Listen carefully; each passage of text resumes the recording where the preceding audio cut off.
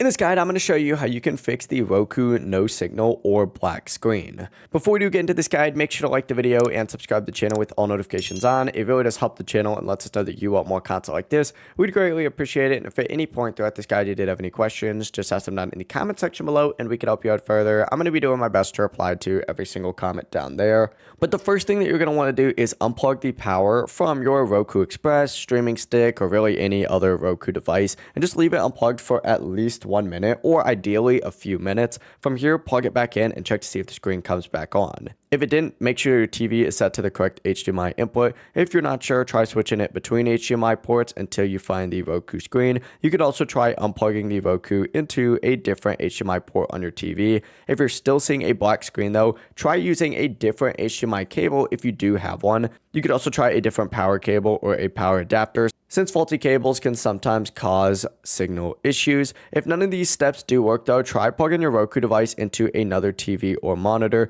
This will help determine whether the issue is the Roku device or your TV settings. But overall, it really is as simple as that. It's just a lot of troubleshooting that you're going to have to do. That is how you could fix the no signal or black screen on a Roku device though. If this guide did help you out, make sure to like the video and subscribe to the channel with all notifications on. It really does help the channel and lets us know that you want more content like this. We'd greatly appreciate it. Have a great rest of your day though. Peace.